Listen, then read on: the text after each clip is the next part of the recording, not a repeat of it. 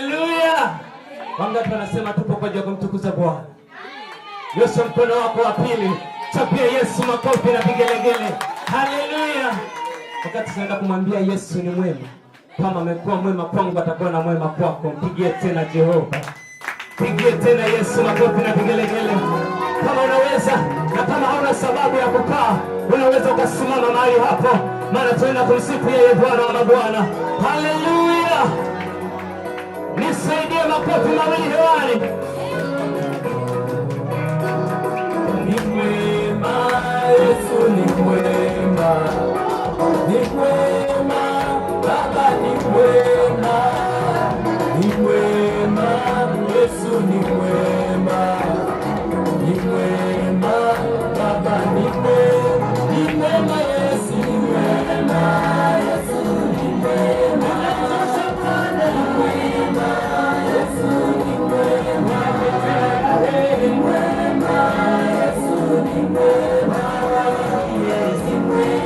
Yesu